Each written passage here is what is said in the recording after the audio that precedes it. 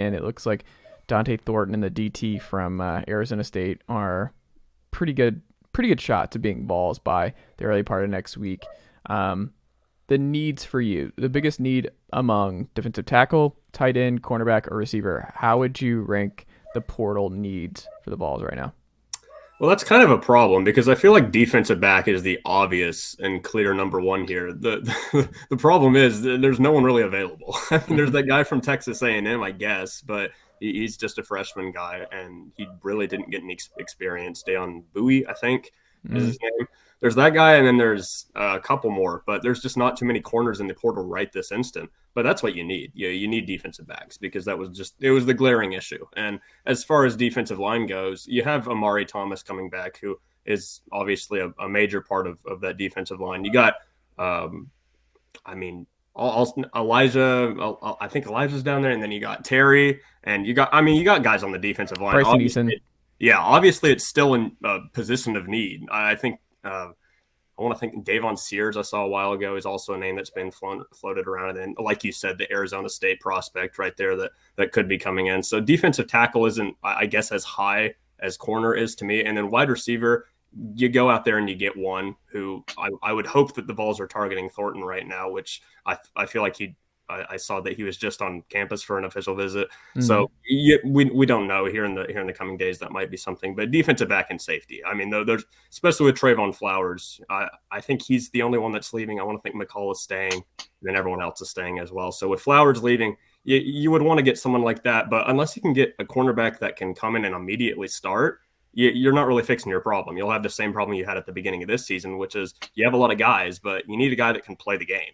You need a guy that can go out there and actually start and be the guy. So, you might see them start dipping just into freshmen and just hoping they can start doing something. Ricky Gibson, I'm blanking on Jordan Matthews. Yeah, a whole bunch of them. Jordan Matthews, John Slaughter. Let's just keep naming the guys. There are a whole bunch of them in the 2023 class that they can start, pumping into that system. But if the secondary stays how it was, this Tennessee team I don't think they're just going to take the step. You got to get somewhere in the secondary that can play the game.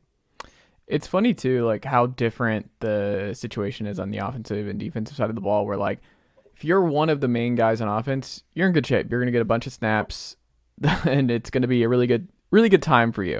If you're on the defensive side of the ball, if you're not okay with rotating, this is not the scheme and the spot for you. Like, Tennessee is going to rotate a bunch. They already rotated a bunch on the defensive line. They had to rotate out of necessity in the secondary last year, but I think that's just going to be part of the deal. I mean, the linebacker room alone, to bring in this many freshman linebackers, bring in Peely from BYU, that just tells me, like, we don't know what Jawan Mitchell's doing yet, but if, like, you're Jawan, like, I don't know why you would come back, because I think you're getting less snaps this upcoming year than you did this previous year, so I would probably move on, regardless of what you're thinking here. I would move on, regardless of your NFL prospects. So then, I don't know. I think when I'm thinking about needs, I'm curious, like, if he can play on the outside or the inside, Ryan, is Dante Thornton, where does he fit? Who are the three starters? Is it Brew, Thornton, and Squirrel? Does Squirrel fall out of that rotation? They have Ramel Keaton on the outside. Like, what would you guess happens if Dante Thornton is a Vol on Monday? I think he's the fourth receiver. I mean, you think Dante Thornton's the fourth receiver? Yeah, I agree. I'm not a football, not a football coach. No one's paying me to coach football. So let's get that out of the way first. But to me, I don't see him as one of Tennessee's best three receivers. I certainly don't see him as being a guy that's better than Squirrel White.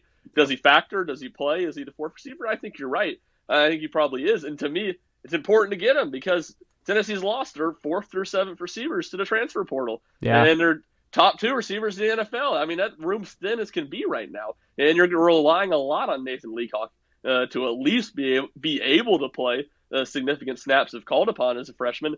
So getting Thornton's huge. For my untrained eye, I don't see him being certainly not a better option than Squirrel White and slot. Maybe if you can play out wide, he's more talented than Ramel Keaton and he would earn more playing time than him. I don't see that personally, but he's certainly going to have opportunities because I think anybody in Tennessee's receiver room is at least in practice going to get a chance to earn opportunities because that room's so thin right now. And I think it's important that they add Thornton and really maybe even another guy in the portal. Probably isn't going to be a big name, but at least somebody else from a depth standpoint. Yeah, and they also like a lot of their internal guys, right? Like they like Chaz Nimrod a lot.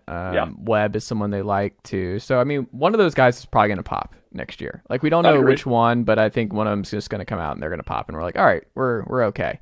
There's one thing I trust. It's receivers in this scheme. I'm not really all that concerned about whether or not Dante Thornton is a part of this or Rod Thomas is not going to make or break what Tennessee's offense looks like next year. But I am curious to see what the final three is. That's interesting that you have Keaton in there. When we pivot a little bit here, I wanted to final Tennessee football related question. Jaylen Wright posted a cryptic tweet a few days prior. It's announced later. Cryptic tweet season.